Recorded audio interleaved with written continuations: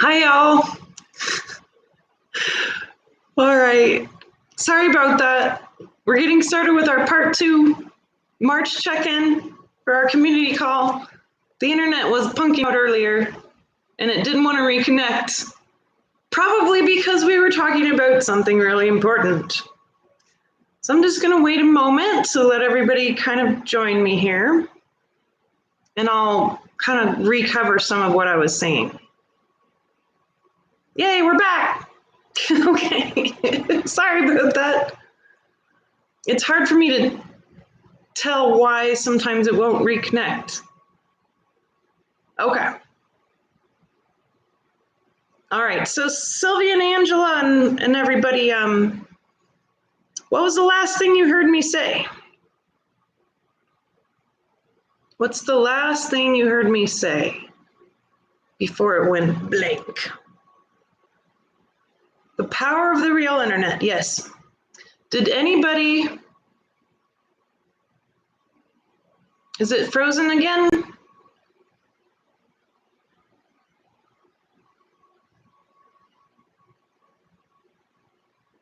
Eileen, are you saying that it's frozen?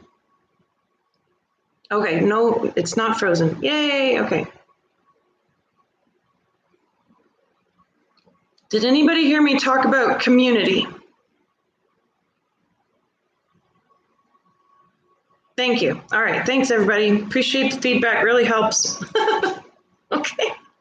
All right, backing up. So someone, Olivia had said, I've been yearning for a community that I can connect to, right? And I've been yearning for a community that I can connect to.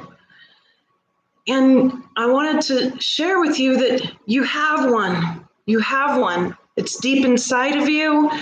It's around you, right? All the plants, all the animals, the earth, they don't have any ego. They don't have any trauma. They can understand you with unbridled ability. When you talk to your body is a community. It's a community of intelligent cells and viruses and bacteria. They're all in wonderful symbiosis with you. You are part of a community.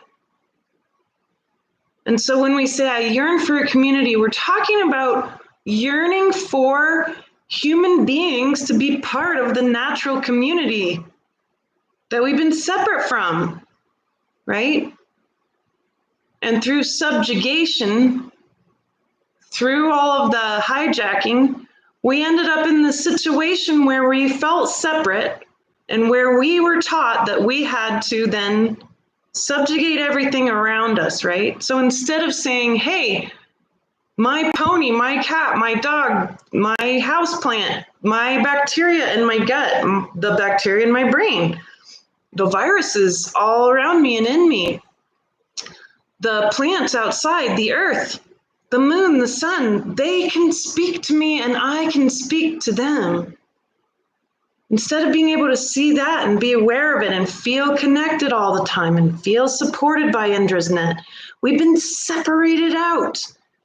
The separation is a disempowerment of what is natural. What is that Indra's net? It is a community. It is the universal community. And then even cooler, it's multidimensional. Angels are really handy to talk to. They really get you to the best of their ability. They do, right? So we're going to learn. We're going to relearn how to have natural community. We've forgotten. Some people remember, but they're like really deep in the Amazon. They're really deep in Papua New Guinea. And we're not going to be able to reach them. And really all of us sit down and talk to them and say, how do we get back with the natural community? What do we know about those peoples?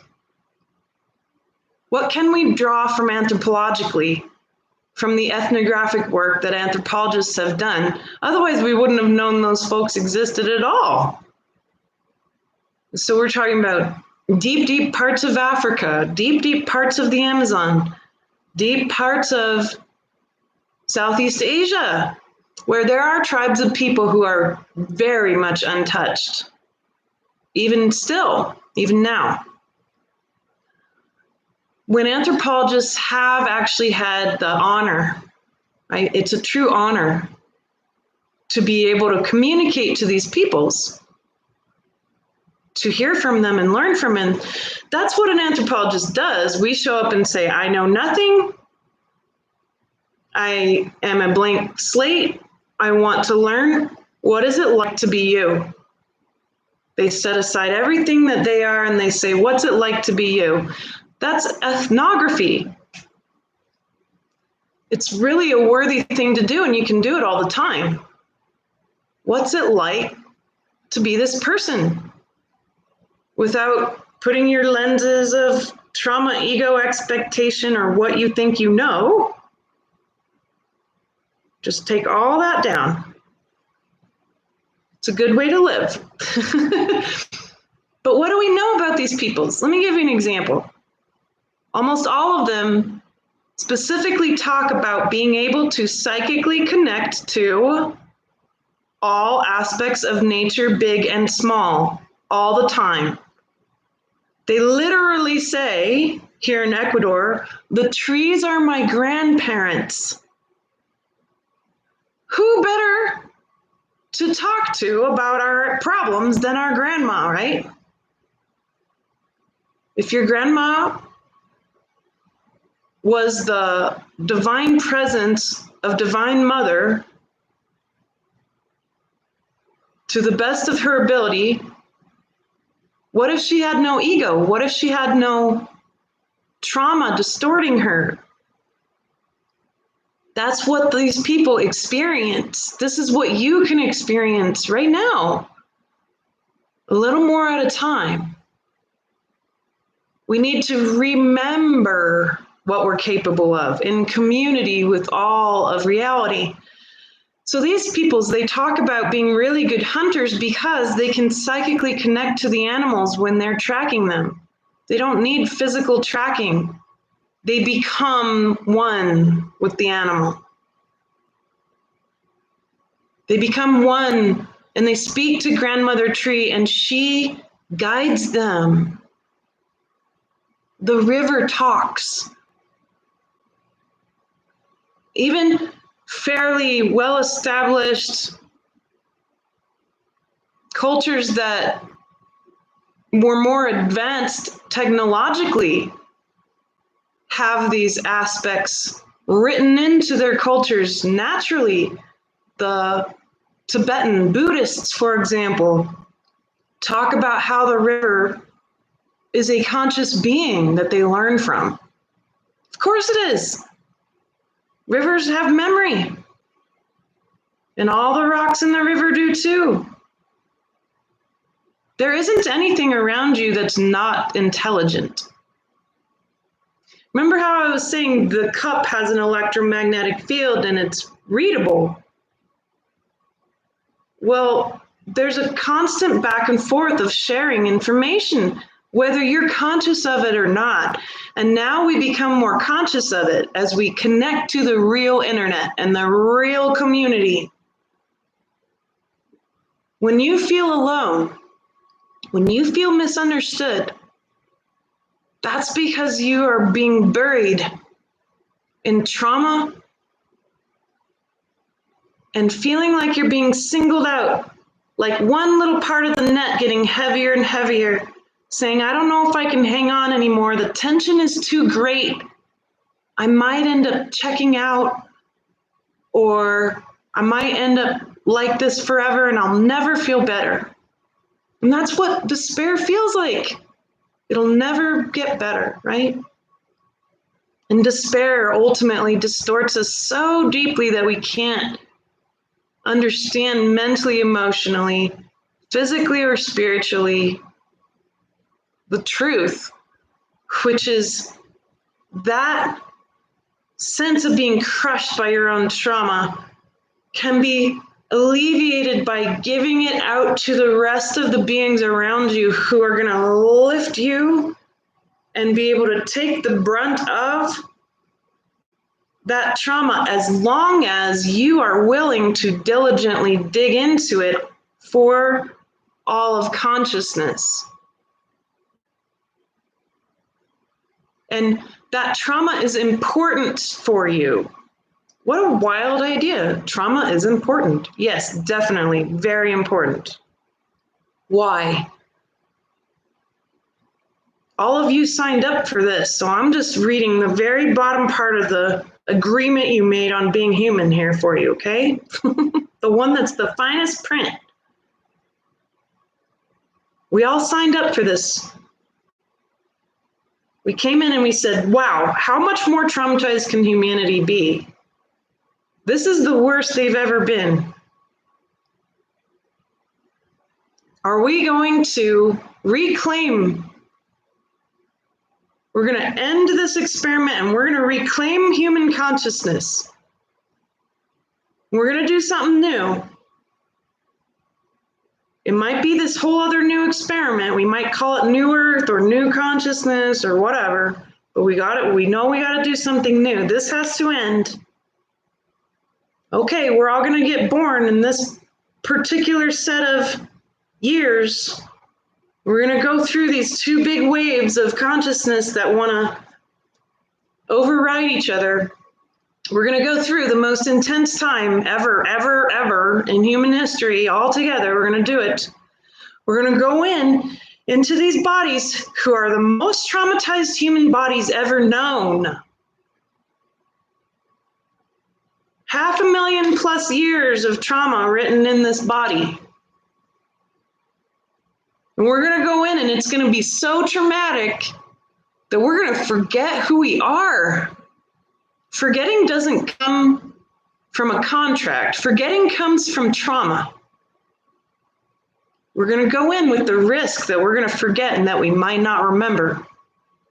But we're going in so that we can do the biggest cleanup of human consciousness ever attempted. We're going to recapitulate all the trauma. What's the very best way to use trauma? To turn it into wisdom. Because it's been handy. It's really handy to know that subjugation and power over and top down don't work. It's really handy to know that remaining in a victim state attracts more tyrants. It's really, really handy to know about worthlessness and arrogance and how to reconcile it. If we came into this experiment with the ancient templates of wisdom that were gifted to us, where did those templates come from? All of our ancestors off planet, they didn't have super happy, wonderful, perfect timelines. I'm always amazed at how everyone thinks it's all been nice and hunky-dory being Pleiadian, but it's not. It hasn't been at all. Ask. And they'll tell you about how they almost killed off half their planet. Sound familiar?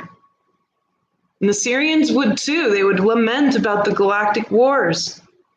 Every single being that came before us with DNA went through some serious holy cow level trauma. So it's just really, really important for us to know that trauma turns into wisdom. It can be distilled down to its most fine, refined, most beautiful light. Wisdom is full of light. So we were gifted all of these templates of wisdom. We were not gifted trauma. We were gifted the learning that the trauma had incurred. Right? And so that's what we do with our trauma. I'm not going into this whole I'm afraid of being happy thing, trying to get rid of it. I'm going into it to learn from it. I'm going into it to turn it into wisdom. And if I can attain a state of peace around this, a state of stillness, where no longer am I afraid of happiness and no longer am I afraid of not being happy either, then this reconciles into wisdom. right? And then my body electromagnetically feeds that wisdom out into the field for you and you and you and the trees and the planet and the whole universe. So we don't want to throw all the trash bags out without understanding what they're made of, because this is the greatest spiritual event of our time as being human on this planet, is to finally recognize and remember what we're here to do. So if you've been feeling worried and confused about why you're here at the weirdest, worst, strangest time on the planet, the most uneasy time, that's why. Because you're amazing. You're strong enough that you said, okay, put me in that. This is the family I want. This one with this trauma. I want to do work with this. I'm going to learn so much from this. I'm going to be the oldest of 7 kids. I'm going to be in a military family with really intense and powerful religious upbringing with Ehlers-Danlos syndrome, with incredible amounts of physical pain, with crazy psychic abilities that totally seem abnormal, and name off 20 mazillion other things. This is the greatest lifetime for learning. You worked really hard to get here. I keep seeing myself in this part of the library of consciousness that was like locked away, like in Harry Potter, where they have the section of the library that no one's allowed in because the books are dangerous, right? I feel like I worked my butt off to get into that section of the library, and I picked this book called Elizabeth's Life. And I picked specifically this book with the risk that it would be so painful I wouldn't remember who I am. But I left myself some pretty amazing clues in this lifetime. And that I'm in this, and I have worked really hard to be here. And that this is the lifetime I can reconcile everything I want to. The light, the dark, good and evil can be reconciled in this lifetime. The trauma, the physical pain, the disconnect. You're here too. We're in the locked part of the library. We made it. This is the lifetime. And even if you don't believe in other lifetimes, that's totally fine. You don't have to. It doesn't matter. Either way, we can equally value how important this life is. It's so important. This is your chance at the end of the experiment in consciousness to recognize how hard you worked to be you, even in the suffering. My goal is to use this lifetime to reconcile as much as I can and to be able to allow all that healing and information to be available in consciousness to elevate humanity at its most important hour. It's your job too, if you want it. And if you're here, by golly, you're really important to it. You're important to this process. And we didn't sign up for this alone. There's 63 people, supposedly, YouTube's telling me that. I have no idea if it's true or not. There's all these people. I'm not alone. You're not alone. We're doing this together. Good. So I've kind of laid this out, right? And it's worth looking at together. So Apurva says, what do you do when your family member isn't accepting your awakening and its gifts because they're scared that you won't find an equal life partner? That's a really good example of Apurva. You're doing work on yourself, right? You're remembering more. When we heal trauma, we remember more. If you want to remember who you are, that you are a creator being and a soul and the divine child of God or source or whatever you'd like to name that intelligence, when you begin to remember that, what happens, right? So let me describe this process. It's very specific. When we dig through this trauma and we work on ourselves, we're doing self-inquiry. Whoa, I'm triggered. Whoa, I'm feeling traumatized right now. Wow, I feel like a victim at the moment. You're owning how you feel. You're not blaming it on anyone else. You're going in and you're saying, where'd that trigger come from? It's made of something. It's made of trauma. What's all this trauma about?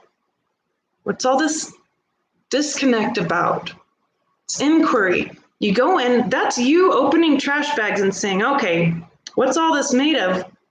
And it helps it dissolve by noticing it, welcoming, say, wow, this is packed full of wisdom. It's painful, but this trash bag here is amazing. It's full of power. It's full of wisdom. You let it burn through. You let it dissolve. What happens? Then there's space that's made, right? And we want to fill that in with light.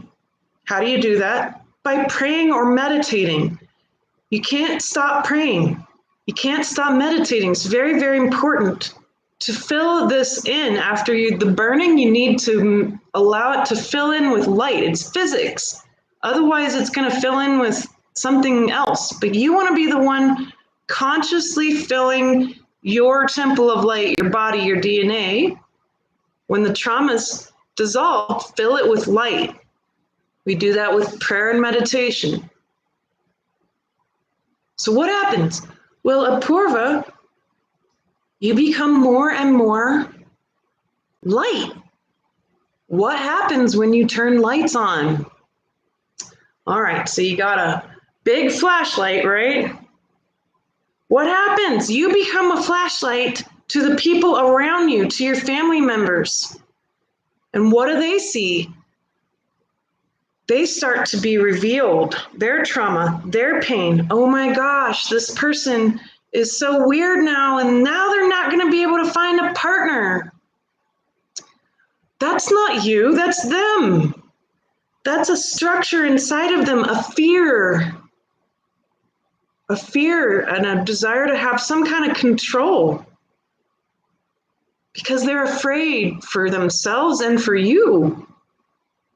Right? And that's trauma. Their trauma gets revealed when you become lighter. You don't have to say anything. All the flaws, all the weirdness, all of the complexities, all the density gets revealed the lighter and brighter things get. And that's not to mention what's going on with the planet. The planet is getting lighter and brighter and more formless. It's actualizing more and more formless light. It's very unsettling because it reveals just how dense our own trauma is. I realized recently, I'm like, oh my gosh, I have so much more ego and trauma to go through, especially being in my body. I have to do this in my body. Even though I've done it mentally and emotionally for years, I haven't done it in my body. I thought, gosh, I feel so disappointed and depressed that I have so far to go. And my teacher, she says, Elizabeth, realization, recognition is liberation. Recognition is liberation. Don't feel depressed. You're recognizing what the job is that you came to do, and now you are free to do the job fully.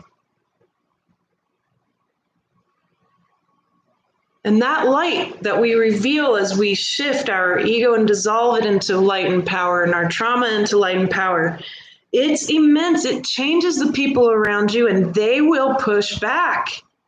Especially subconsciously, they'll push back and they won't know why. And they'll have their moments.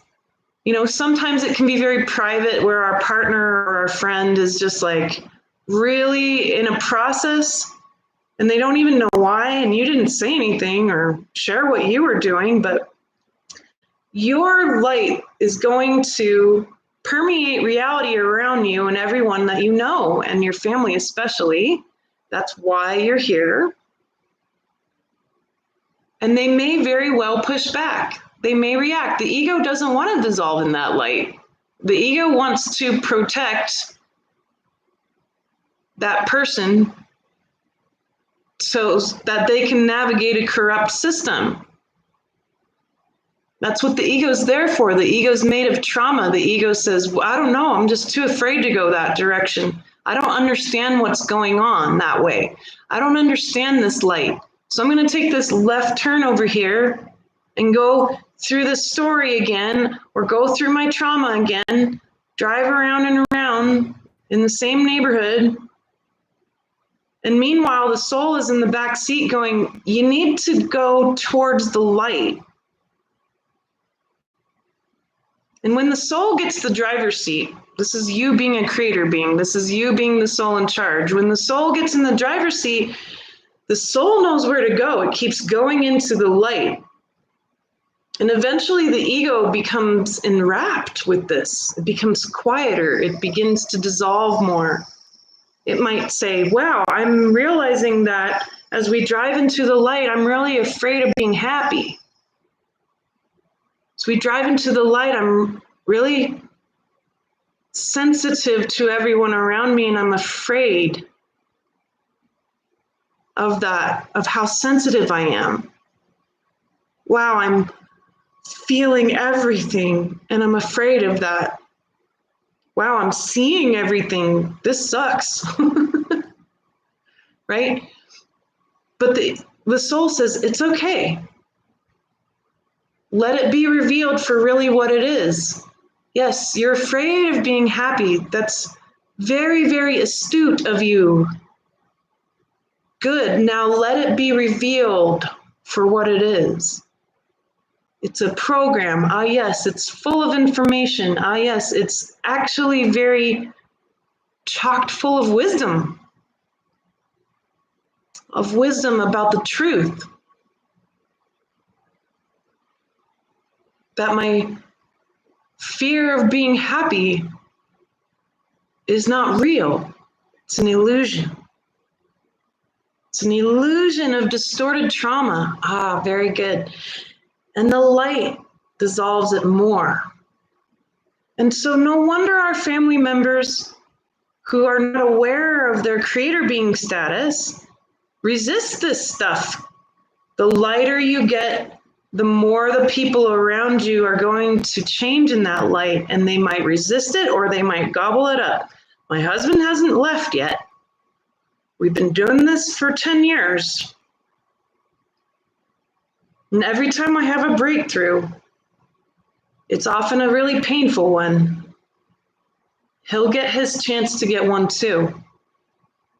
And now he's realizing how not to resist it. We've been doing this back and forth and the resistance thing and the noticing thing, but it's more and more conscious now. And my family members and my relationships with them have changed dramatically over the past 10 years. Seriously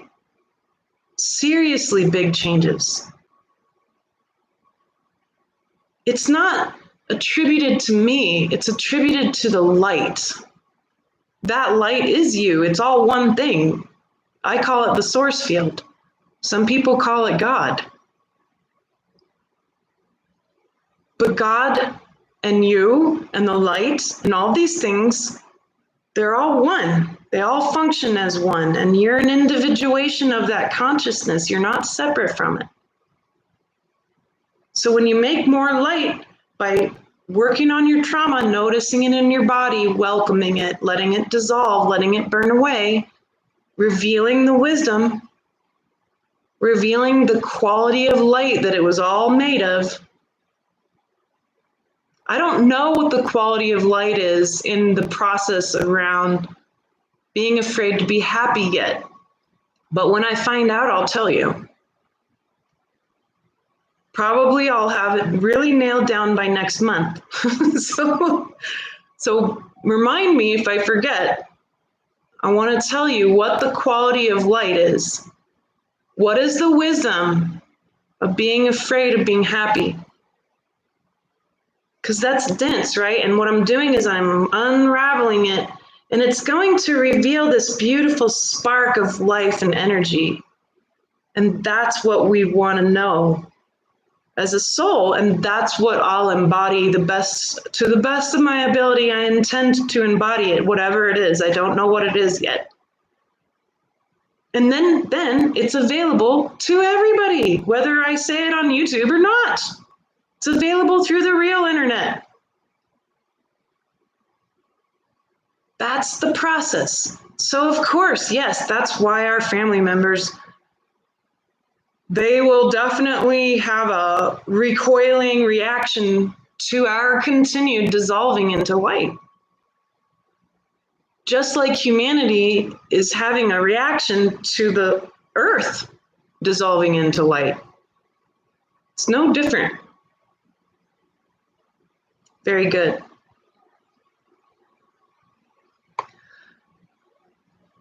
So, dissolving being a victim, very good. So another great question from Apurva. I'm very happy to help. What other questions are coming up for all of you? Feel free to type some in and I'll answer some for about 20 more minutes with you. And then at the end, we'll do our pillar of light. So how do you dissolve being a victim? Well, victimhood is a very deep distortion, right? And we learn that really early on. And so there's always going to be a tyrant at the other side. It's like a tug of war, right? And the tyrant's holding the other. It's a polarity. How do you get out of polarities? You've got to welcome all of it. You got to welcome the part of you that feels victimized, who's deeply traumatized, and it might be several parts of you. Start at the beginning. Maybe you were abused as a child, right? And so that subtle subconscious victimhood sits in the subconscious and it distorts reality. And that distortion, it goes two ways. It goes two ways. It goes outward, and the light that is your soul gets distorted.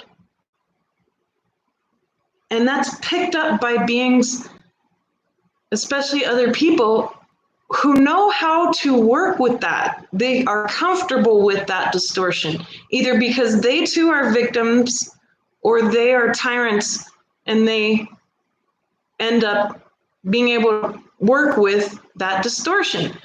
Now, every tyrant was a victim, every single one. So that's something to keep in mind too. When someone's trying to play the tyrant game, you go all the way back beyond that and you're going to find a victim who was really hurt so much that they said, I'm not hanging out on this side of the polarity. I'm swinging over to here because then I have more power over, right? It's a power play. I don't feel like I have any power when I'm a victim. I feel like I have a lot of power when I'm a tyrant. No wonder people end up going into tyrant, narcissistic activities, right? So this makes sense. Again, it's a polarity though, and the person can swing either way. You need to always take that lens and look at yourself. You cannot examine the person outside of you and reconcile your victimhood. You need to acknowledge the tyrant within you and the victim within you. When you can fully bring them into love and say, look, victim me, and look, tyrant me, you are loved the traumas you've experienced and the traumas you've created. All of that learning.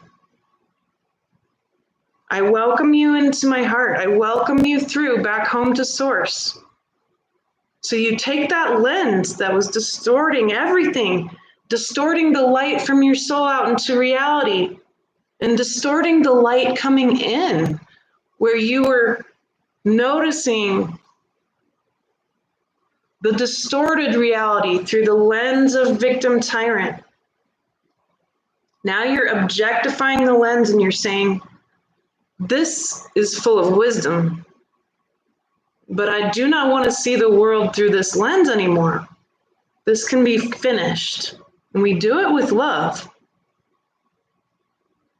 And you say, I fully welcome all these parts of me who've been victimized, all these parts of me who've been a bully or a tyrant, including, because some, like for example, I've not really ever been a tyrant bully outside of myself where I'm doing it to other people, but by golly, I've been super mean to me.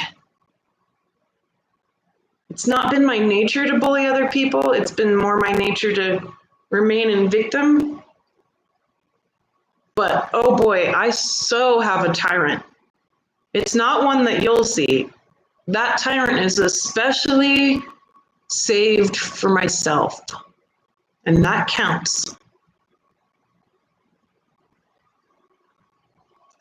So we notice these polarities, we really examine them. That's you opening the trash bag and saying, I gotta know what this is all about. Examine it. Self-examination, self-inquiry. And we do it with love. And we say, I welcome my feelings of victimhood fully in my body. I welcome the bully tyrant within me. You are welcome here. And it hurts. I can feel it in my throat here, right? So real time, right? It goes right through my eye here and down into my throat, goes down through my chest into my solar plexus. The polarity of victim tyrant. What is my body showing me? That's the next step. Where is it in my body? You're going to feel it. Notice it, welcome it there. Ah, yes, I welcome this structure here. Whatever it is, you're welcome here. There's nothing wrong with this structure. It just wants to be seen. It wants to be witnessed, just like you, right? It's conscious. And so as I notice it, I can welcome it fully. And it begins to dissolve. It shifts a little bit. It might burn. It might feel like a breaking apart. And then I welcome that too. And it has moved now. It goes like this down my, and it will move. It'll move in weird places. It'll move into your ear or your nose and you just welcome it more and more, noticing it. I'm just using my soul's attention to dissolve it, and it will move, it shifts, it changes, it burns. And now it's down the back of my spine. I just fully welcome that. And then it goes up and out. And this movement and the way that it works and where it is in your body is going to be unique to you. But you'll get better and better at this. And so then the other thing is when you're interacting with reality, with these polarities, and there's many of them, right? Worthlessness, arrogance, victim, tyrant, scarcity, and abundance are the three biggest ones. And there's so many nuanced versions of all the polarities. But you'll notice it more and more around you in your relationships, and you're going to be very aware of this distortion now because you're not using a lens to look at it anymore. You're using your soul. And so how do you interact with somebody who's been abusing you, who's been playing the tyrant? That's a really hard thing for a victim, because maybe you're like kind of stuck in a situation that you can't just up and leave. right? You've got to drop the other end of the rope and say, all right, look,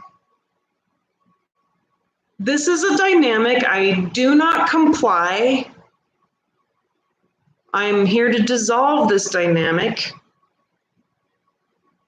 And I'm not talking to your ego anymore. I'm not talking to your trauma anymore. I am the soul in charge. I'm going to talk to your soul, because does their soul say those things? Does their soul do those things?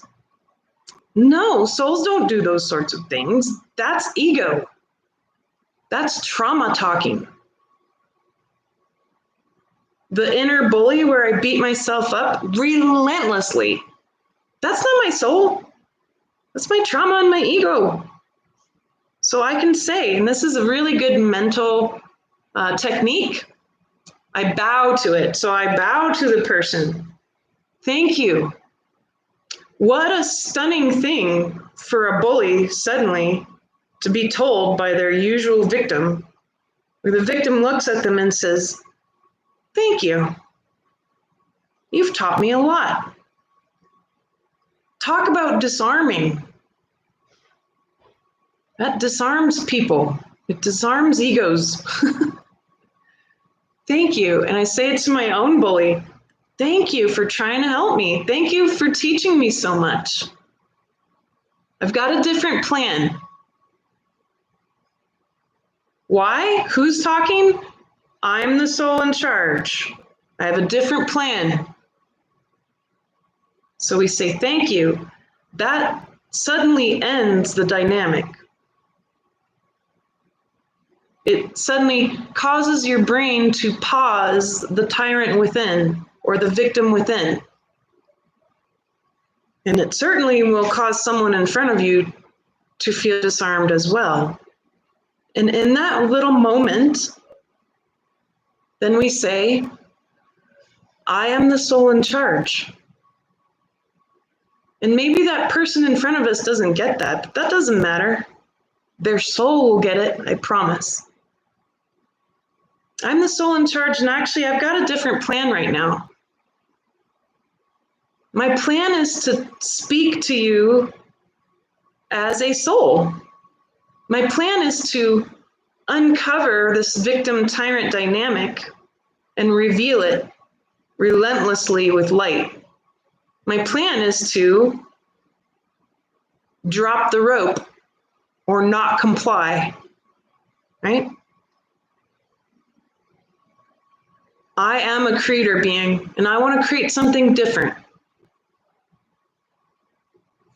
And we can ask the person in front of us, if it's a person outside of us, we can ask them, do you want to try this with me? You might be surprised at what they say, because you're going to be really calm. You're not going to be in distorted victim. The soul is very still. And maybe they say no, and you say, I understand. In that case, our business is done. I wish you well.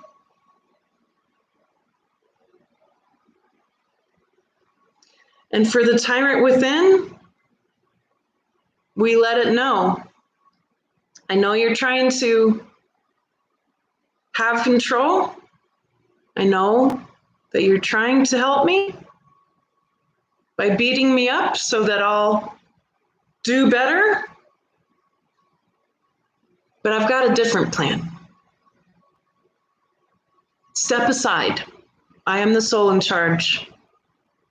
And you take a big, deep breath. That deep breath reminds your body of who you are and that you are the soul in charge.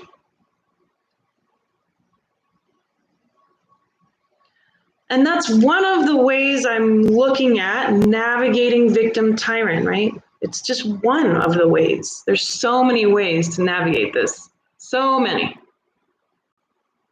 I'll give you some ideas of how to look for other ways, right? Look at the work of Leslie Temple Thurston.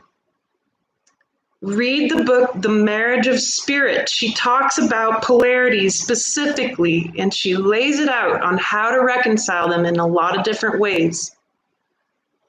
And then look at my teacher's work. Her emotional processing technique can help you to get really clear and be the soul in charge.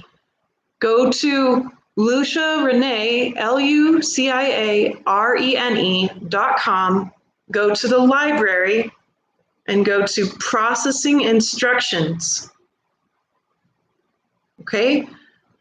Look at those two things. Those are other dynamics that can be put in play around what I've just described. But you'll notice the key word is welcoming. We're always welcoming of anything, however dark, dense, or disturbing it might be. It's there for it to be dissolved by your attention, not to create more and more oppression so you feel like you're dropping off Indra's net and now you're not part of reality anymore, right? And that's going to be key as we navigate. So Olivia has an interesting question. Do you think that spinning 33 times clockwise can also somatically shift things within our physical body and torus field? I have no idea. I've never heard of that, but I agree. Uma says the dervish dancers, that definitely reminds me of that. I think usually when the dervish dancers are doing that or doing spinning like that, it actually creates a kind of a hypnotic state that's a lot like meditation. So I suppose it's probably going to affect your brain and cause you to be in a different state of being. But as for, like, say, dissolving trauma, that's not necessarily what I would use it for. We really have to tackle trauma head on, physically, mentally, and emotionally with our consciousness. So doing a spin as a meditation after the emotional processing, and that's the equation. You want to do the emotional, mental, physical processing of this stuff, and then meditate right afterwards, because you just dissolved a whole bunch of stuff. And now you can fill it in with light, right? So whatever does the trick to get you in a stillness of mind, that's the point of meditation, is to still your mind so the light can fill in the gaps that you've created, right? So Genevieve asks a really beautiful question. I'm curious what might be the best way to reignite my imagination. I turned it off many years ago because of immense trauma, and I'm struggling to find that space again. Absolutely. Very, very good. So, yes, actually, let's discuss this real quick, okay? A lot of people, they really want to be able to use their third eye, and they're expecting the third eye to work in a certain way, because a lot of the teaching about it has been really wrong. And the third eye is the imagination, right? And a lot of people will shut it down in one direction. The third eye works in two directions. It works outwards and inwards. So let me give you an example. Genevieve, it's probably not as shut down as it seems. If I ask you to imagine a tree right now, you can pull up an image of a tree in your mind, right? That's the third eye working internally. But it's afraid to work outside of the self, right? It's afraid to work outside the self because it was traumatized. Maybe you saw something really scary.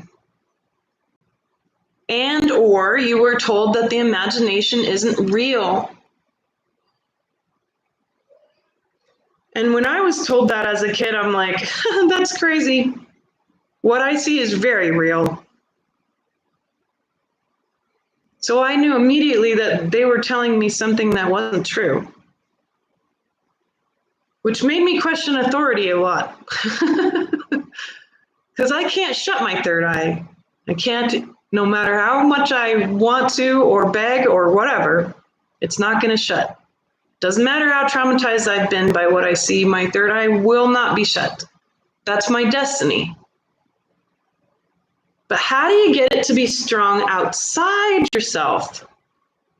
Well, first, you got to get it to be pretty strong internally. So let me give you 3 ideas on how to play. This has to be fun, otherwise your brain won't do it, right?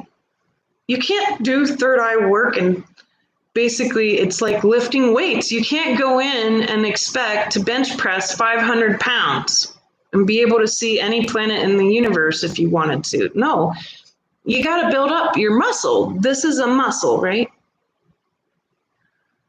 So let me give you a 10-pound weight, a 20-pound weight, and a 50-pound weight. Okay? And you're going to start with the 10-pounder. The 10-pound weight is to imagine a sanctuary. Imagine a sanctuary.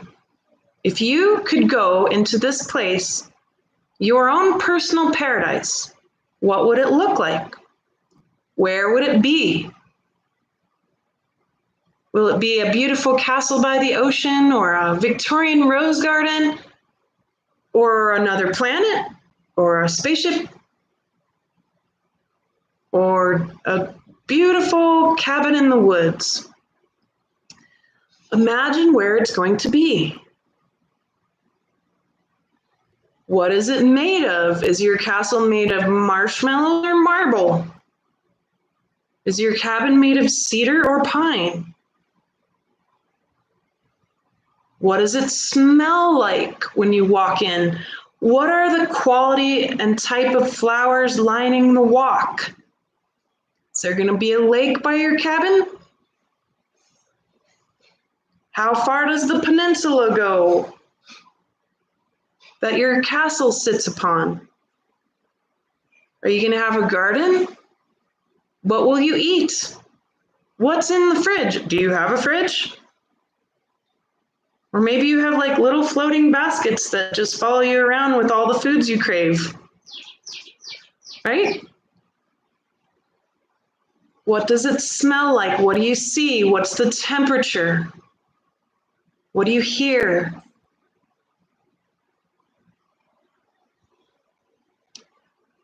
This is your third eye. This is your sanctuary.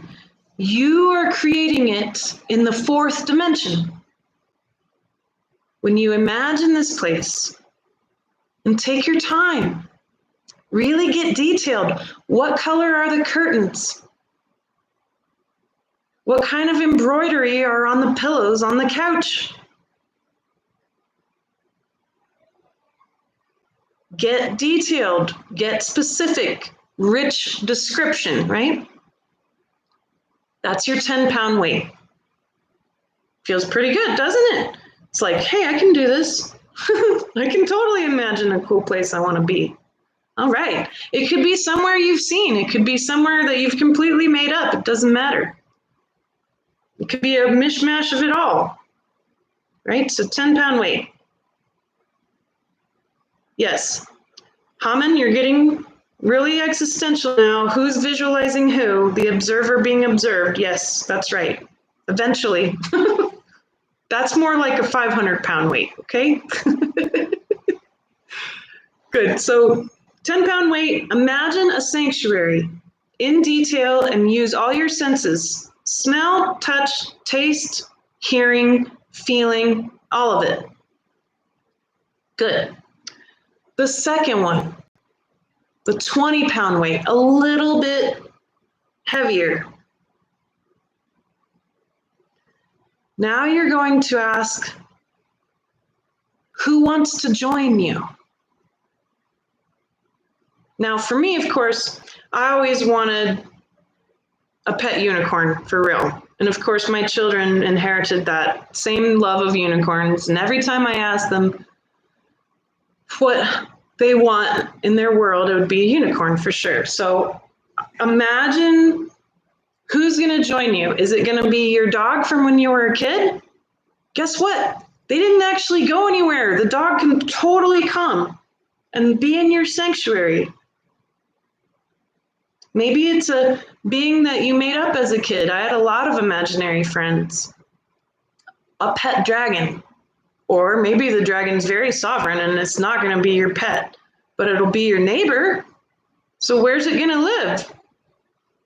And also, what does a unicorn smell like? What do they eat? You need to address these things. Who's going to join you? Is it going to be your angels? What will that be like? To be able to see and feel and smell and touch an angel? What's that like? Will the unicorn and dragon talk? What will they say? What kinds of things will they say? Ask them a couple of questions and see what they say. Ask the angels some questions. What other guides will show up? Maybe you'll have guides from your past lives or from other planets. Who else wants to come join you? That's a 20-pound weight. And you'll find that when you say, well, I'd love my angels to be there, that they're not necessarily going to look exactly the way you thought they might. And this is when the third eye gets stronger. Because you can't imagine anything into existence. It's already been imagined. Your imagination is simply you tapping into what Source has imagined. And certainly our idea of what angels look like usually isn't what they really look like. This is the relaxing of the third eye into what's available. So now when we allow anything to be available, like our guides or our imaginary friends, now they take on a life of their own beyond what you were imagining, because now the field of consciousness is available. That's a good sign. Most of what you see with your third eye, you'll never know or understand, because that's not the third eye's job. The third eye is to observe reality into existence. Haman is right. The observer being observed. But you've got to release yourself from having control and thinking that you know what you're looking at. 99.9% of the time you don't. So we really do have to release ourselves from using the third eye to know stuff. If you can release yourself from that with practice, gotta build up those muscles. With practice, you'll see more. You'll see more than you've ever imagined, and your mind will always be blown every day, all the time. The third one, the 50-pound weight, is to let your sanctuary be your jumping off point and then go do other stuff. So ask yourself, here you're in your really cool castle and you pet your unicorn and you say, all right, we're gonna go on a journey. You can come with me. Let's go wander around on the surface of Venus and see what it's like. Or maybe we'll turn back time and see what it was like 5 billion years ago on the surface of Venus. Why don't we go? Do you know what it was like on the surface of Venus 5 billion years ago? No, you don't. But Source does. And that means it's accessible. So you can go and say, all right, I'm going to move here and I'm going to imagine going to Venus. And so we leave Earth, and you can pretty much imagine that. Then you go and you hang out and you say, all right, Venus, turn back the clock. What did it look like? Will you understand what you're seeing? Most likely not. So don't try to, but just wander around and do the same thing. How does it feel? What's the energy like? What does it smell like? What do I hear? What's the temperature here? What else do I see? Go touch it. What does it feel like? And then go farther. Maybe you can go into Venus or hang out above it or whatever you want, right? And then when you're finished, you say, all right, let's go back home, and you go back to your sanctuary. You go back to your starting point and then come back into your body. And you'll notice that sanctuary is always there because you made it, so it kind of follows you around. But it's a great starting point for when you're ready to move into different parts of reality. And then the next time when you're ready to do some 50-pound weight heavy lifting, go even farther. Maybe go visit Alpha Centauri. Do you know what Alpha Centauri looks like? No. But Source does. So it's available. Let's go check it out. There's a bunch of planets there. Hint, hint, they're populated. What's that going to be like? Again, this universe is so amazing. You'll get used to discovering more that you don't know. So try those 3 techniques out. They're really fun. None of them can hurt you. There's nothing scary in any of that. There's nothing that you can't feel safe about, because you always have your sanctuary. That belongs to you. You made it, and you're Source. You're a creator being. So you created that for yourself. It helps you always get back home into the body and present. Just keep trying, right? Good. All right, so Apoorva is really onto something. You know, talking about cycles, depression, anger, sad, bipolar. Apoorva, the approach is always the same. To any difficult thing, to any trauma, it's always the same, okay? So go back to this recording, and perhaps to some of the older community calls. I dig into a lot of this still. And just really notice this, and then look at those resources I mentioned. The process is always the same, even for bipolar, even for cycles. Those cycles are revealing to you polarities. And half the dimensions in this universe have polarities. That's how important they are.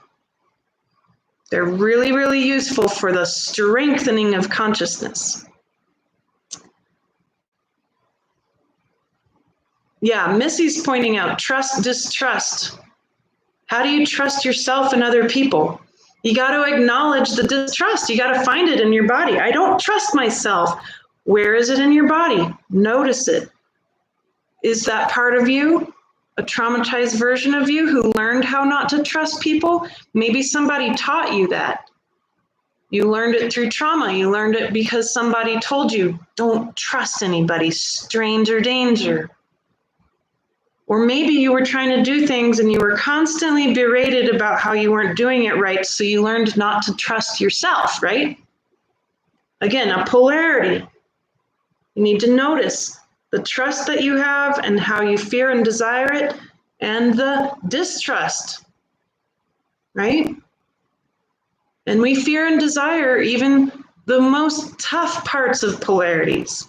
There's a part of us that will fear and desire anything. And you find it in your body. But you got to ask that question, where is the distrust in my body? Where did I learn that? That's you opening up the trash bag. Same process, right? And you notice it and welcome it. It won't feel good. That means you're on to something. It takes practice, my friends, to get used to this because it's literally the opposite thing we've been taught to do, right? It's literally the opposite. Why would I welcome all my distrust? That sounds crazy. It works. It works because that's you unwrapping consciousness because you are brave. You are courageous. You are a Homo sapien. You are a creator being. This is what you're capable of doing. Yes, you can fully understand and unravel all the distrust. You can. Good. So Wendy's saying, why is the ego bully showing up in the spiritual community on webinars? Many have YouTubes. Yeah. Well, I think it's fear right now, Wendy. Everybody's really afraid. I'm afraid. I'm afraid of being happy. Fear is really key. Fear is the road, and bullies and people who are kind of projecting or whatever, they're really afraid to go down the road of fear. They're afraid to look at their fear right in the face and go into it all the way. But it's like a shortcut. That little road that has that sign, your greatest fear, that takes you higher faster. It takes you into more formlessness, closer to light faster. And guess what? It doesn't go away. You'll always cycle back around and you always see that road and you'll be like, oh my gosh, that road, I don't want to deal with that fear. That sucks. Nope, not going that way, going this way. And then you end up, you have to take it.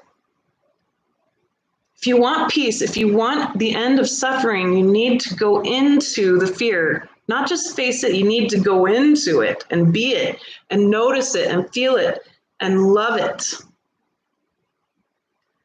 And that's not something you're going to hear very often because most folks are deeply subconsciously afraid, even the spiritual community, especially the spiritual community. Because now that wave of power over, well, it's making the whole love and light paradigm much more difficult. It's overshadowing it. Because the love and light energetic ought to be focused in on the fear, ought to be focused in on the shadow and the dark and the dense. In order to discover that, oh my goodness, it was all made of light in the first place. And that's the highest levels of consciousness. Oh my gosh, this horrible fear is full of light. That's why I'm like, guys, I'm going into the bottom of this tar pit called I'm afraid of being happy. I'm really close. I can feel it in my body. It makes me ill. I can't sleep. I'm having nightmares. I'm really close. That's why I'm celebrating where I'm at, even though I'm kind of miserable right now. I know I look happy. I'm happy to be with you. But the past 48 hours especially have been hell. Last night was awful. So, I'm excited. I'm excited because I'm pulling up a huge linchpin. I have no idea what will happen when I'm done. I just know it's going to be so powerful. All that tar pit is going to light on fire, man. It's going to turn into light, and I know that it will because it happens every time. Every single time. It's physics. I'm putting my soul's attention on this, and I'm intending to be finished with this tar pit of trauma, and it's sticky. Trauma is very sticky. Good. Yeah. So Eileen's pointing out too, this stuff that we pick up, we learn it. We totally pick it up from our parents. It's often downloaded through, you're very psychic when you're a kid. And I have memories that aren't mine that were my parents talking. And I picked up psychic visuals that I thought were my own memories, but they're not. That's how the subconscious works. And even more so, we have epigenetic trauma. You don't even have to be around it. You inherit it naturally in the DNA that we came to clean up. That's why we're the massive transition cleanup crew of the new earth, right? That's who you are right now. It's what you came to do. Because holy cow, if we can do this, we will up-level into a whole other being called Homo luminous, a different species altogether. We are here for evolution, for the end of suffering. That's what I'm here for. And it starts from the inside out. All right. So,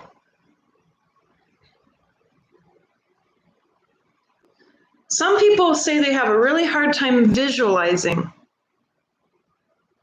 Don't worry about that. Remember, I told you, look, smell, hear, touch.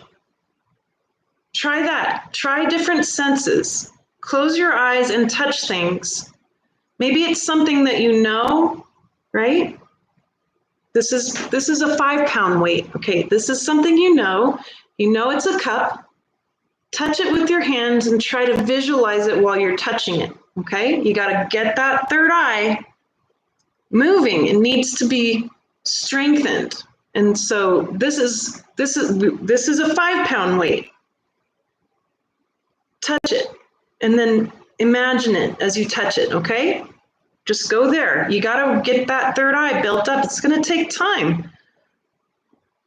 You don't get a 6-pack overnight with the third eye, for sure. It takes time, but just be gentle to yourself, Sator.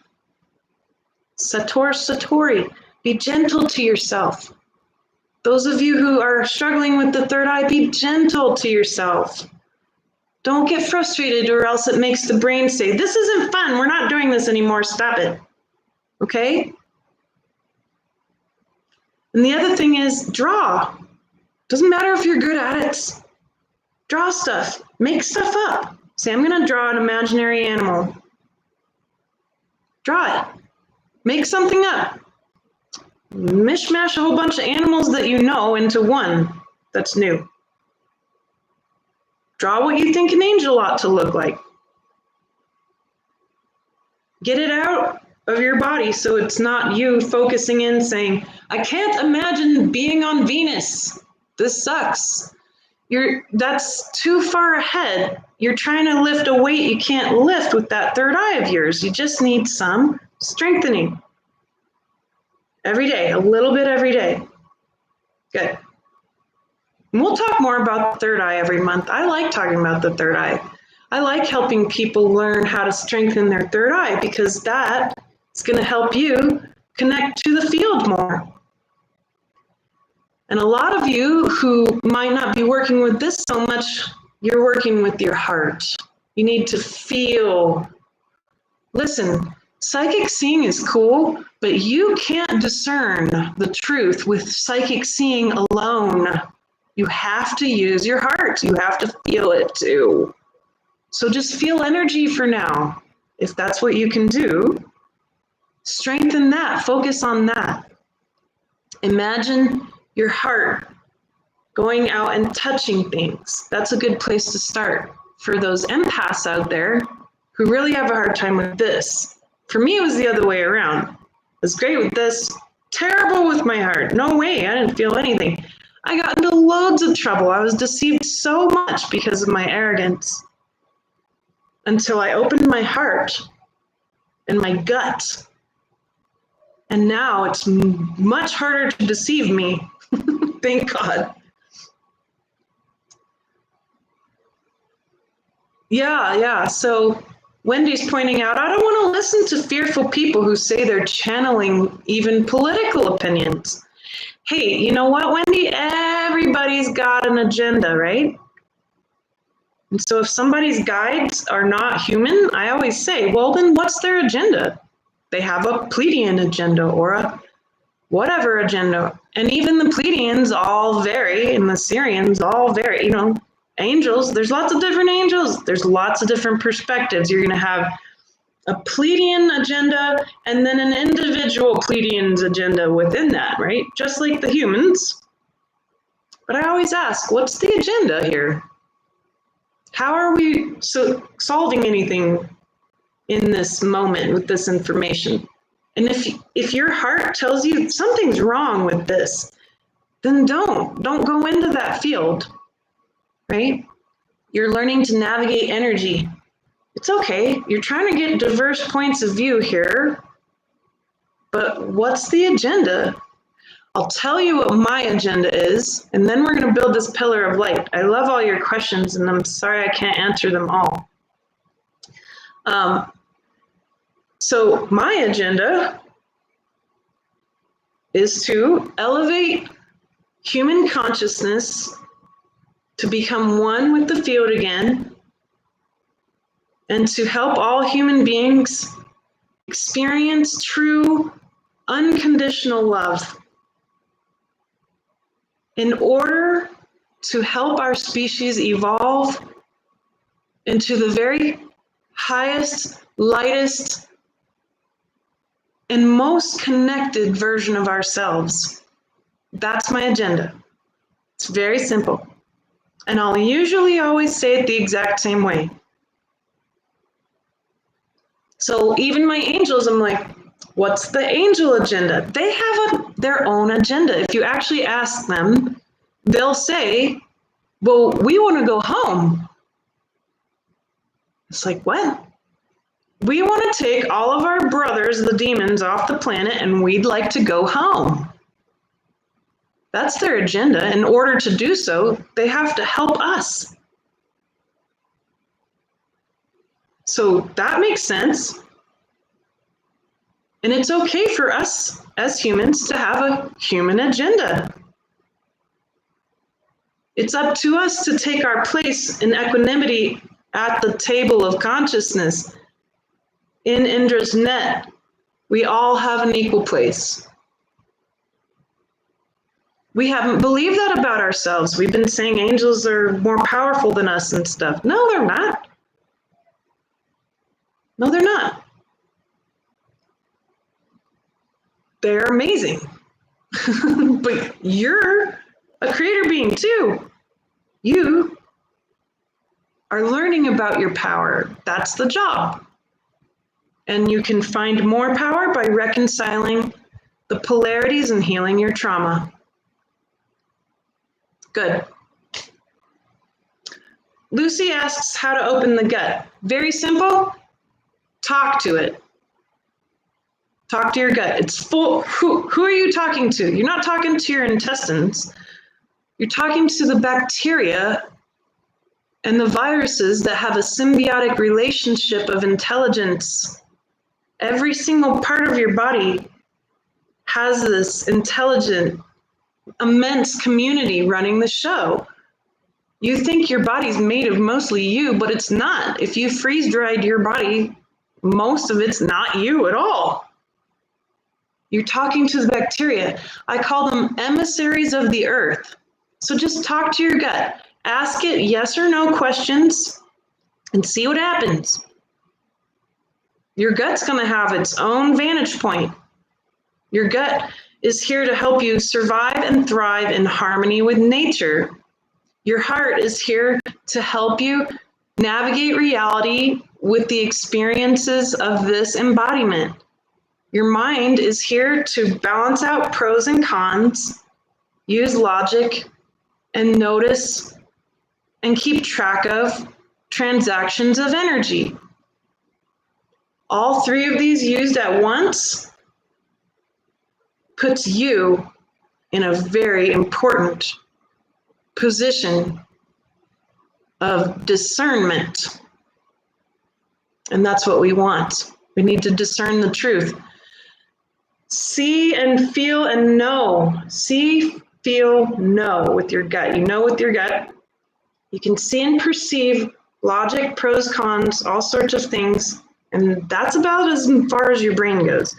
You can feel reality. You can feel if something's wonky. You can feel if it's sticky. You can feel if it doesn't feel right for you. And you can know deep in your gut if it's going to help you to survive and thrive in harmony with nature. Will all three of these minds always agree? No, definitely not. So you'll always want to keep asking, keep using your body to navigate and discern reality. It's what it's good for. So that's the answer to that. I'm really enjoying answering the questions. And we're over time a bit because we had our blank spot with the internet, but that's okay. So let's build a pillar of light. This is a way we can give back when we get together each month. At the end of our call, we build a pillar of light. So let's just get grounded right now in our core. And I just want you to notice your gut and say hello to your tummy and your gut and just say hi. Because we're going to use these three brains. That's why Lucy's question was handy. It segued us right into this. That gut's really important. It's full of power. It's full of neurons. It's super smart. So we just notice the gut and thank it. Thank you. And notice your heart. And thank your super intelligent heart that literally has neurons. It is a brain. All of these are brains. You have three brains, three minds. And then notice your mind, your third eye, and just thank your brain too. Good. All right, so I was asking Source where we should build this pillar. We usually build it on the planet Earth, but it's a full moon right now. And I got this crazy idea. I've never built a pillar of light on the full moon. So, or the moon in general, whatever. Anywhere on the moon. And it's really full right now, right? And it's going to be pretty full all day today and into the next day. And the moon is something that's always there. It's something we see. It's really hard to see the whole planet because it's so big. And yet you can always see the moon or the sun. And so I got this idea that maybe it would be good for us to build a pillar of light on the moon. Why not? And so if you have a hard time visualizing, don't worry. I'm going to describe it to you. And just kind of hang out with it. Don't try to psychically see it. Don't try. Part of the problem is we'll try too hard. We'll be like, well, I really want to try to lift this 50-pound weight, and then we pull our muscle, and now you can't do it at all. And the body will reject. Be like, no, that hurts, right? So we don't try to do a bunch of work right now. I'm going to guide you through this. So why not the full moon? Okay, let's do it. Right smack on the front of it, front and center, right there in the middle of the full moon. That's where we're going to go. So for those of you who enjoy the visualizing part, let's just go to the moon. We've seen some pictures. It's apparently multicolored, pink and green and gray and white. So it's not just gray. And so it's pretty multicolored here on the moon. And every time I psychically go to the moon, I'm always surprised at how much closer the Earth really seems when I'm on there. So we're just kind of hanging out. There's not much here. But the face of the moon always looks at the Earth.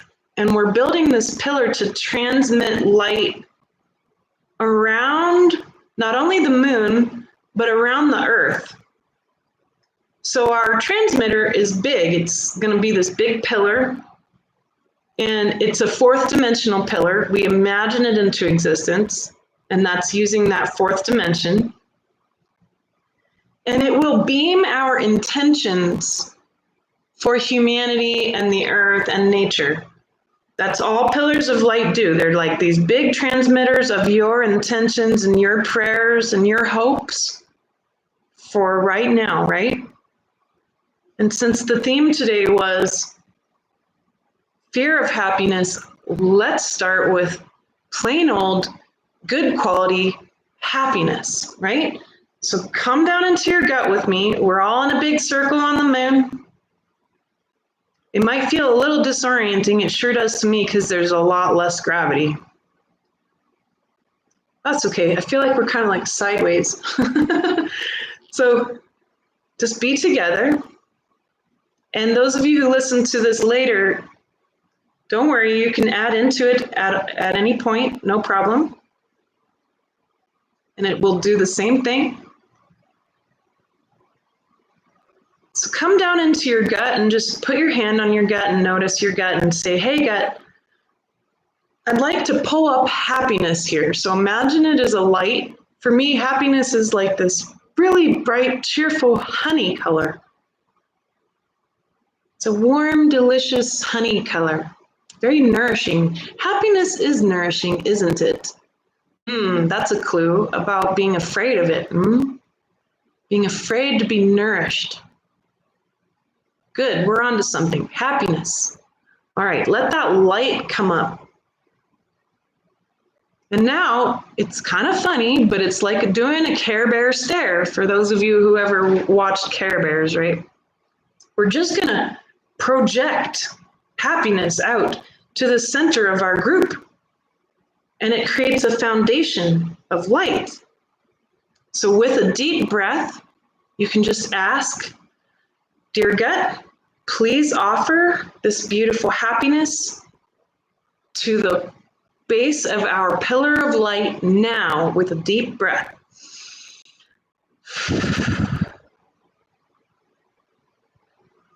Wow, good job, you guys. That was really bright. And I could see it moving from all of you all at once. In many different colors, I could see that some of you have different understandings of happiness from your soul. What a cool, amazing array. Happiness is so multidimensional.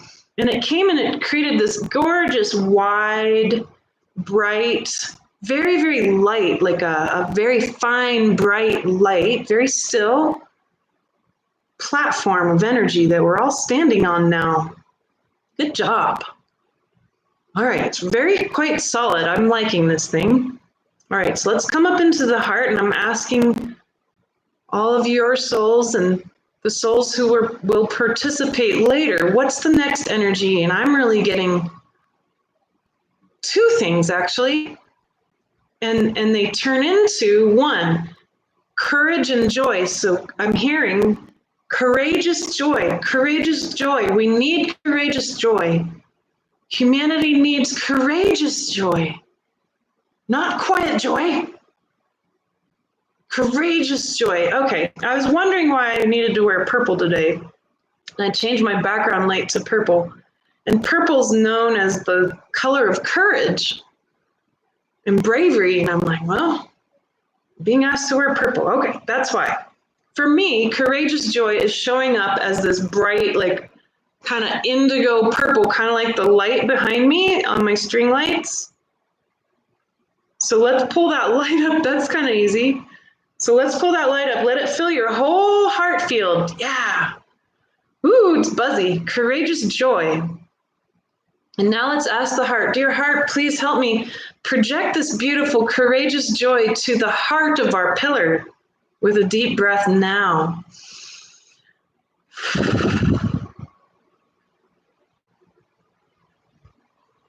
Wow, that made my heart palpitate.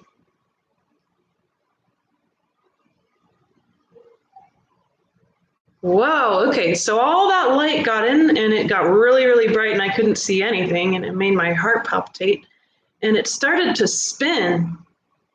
And where I'm standing, it's spinning clockwise.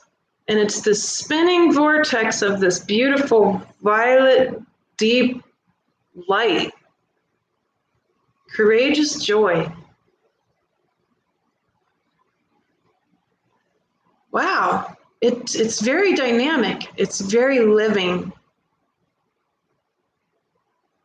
Amazing. So we're just going to let this beautiful vortex of courageous joy exist as our centerpiece here. And now from the head and the mind, your beautiful mind, and your third eye, your crown, the whole upper dantian. I'm being asked to look at something really specific, so hang on.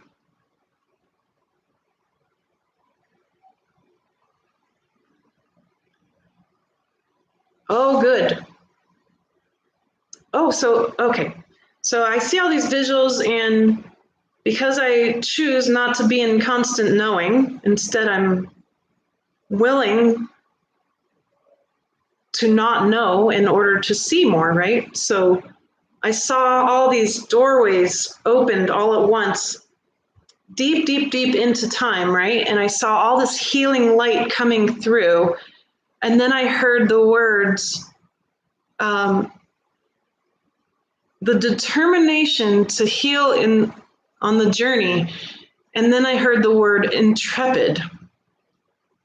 And so the word intrepid, as I know it, and correct me if I'm wrong, is very much like a very determined adventure, right? And I see this as an adventure. It's an adventure that is extremely powerful. That's why it hurts so much and why it feels so good, depending on what you come across, right? But this journey through all these doorways and all this healing coming from the determination to know what is the future for humanity. We're not going to stop. We're going to keep going. Every day a new door opens and we get closer and closer to our goal. We get closer and closer to our goal of becoming one, right? So we have the determination, the human spirit determined to end the power over paradigm. That's what it is. And you have to be very intrepid and tenacious to get it done. Tenacious. You don't have to see it. You just need to feel it. Intrepid, tenacious. I'm not going to give up. I'm here to do this human thing. I worked my butt off to get here. I am here. However that feels for you, pull it up and then ask your mind, your upper chakras, your upper dantian, to project that to the top of our pillar with a deep breath.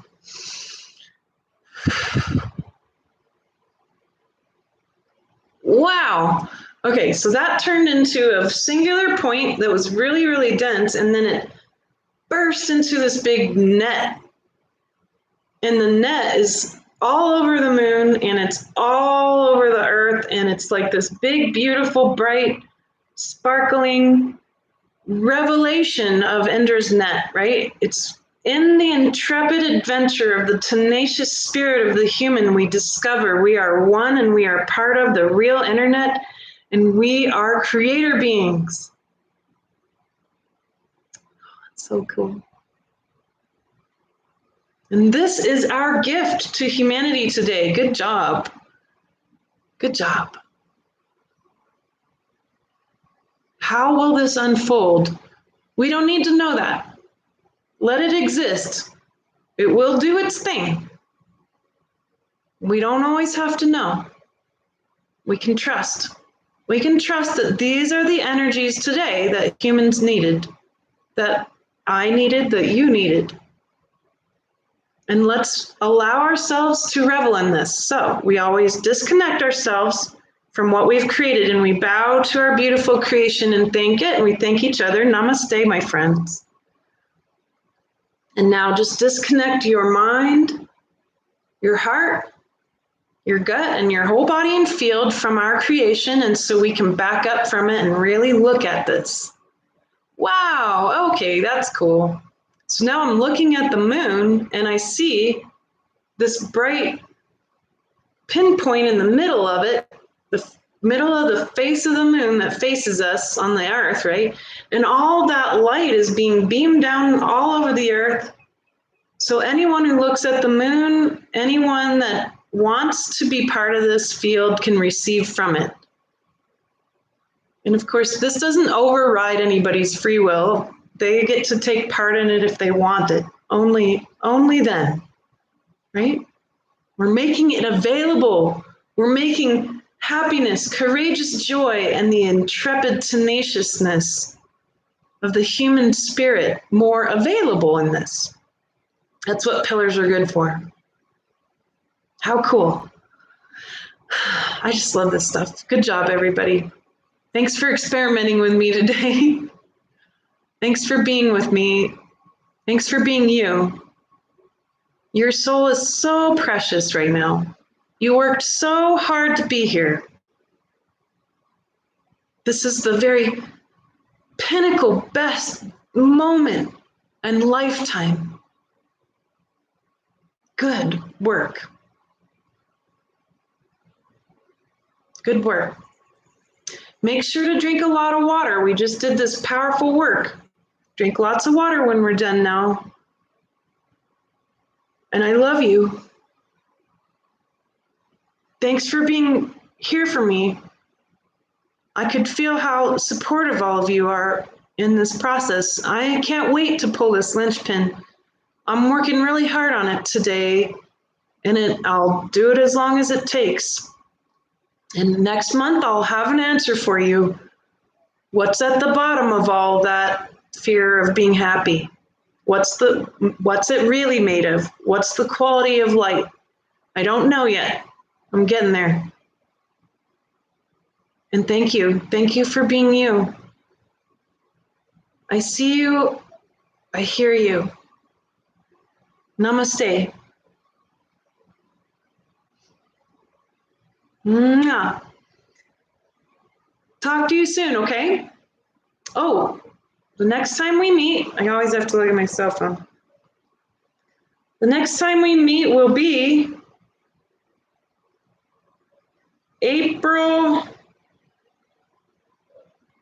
25th, the last Sunday of every month, okay? And just meet me here on YouTube, and we'll pray it keeps working. All right, my friends, all my love. Bye-bye. Have a beautiful, beautiful rest of your day.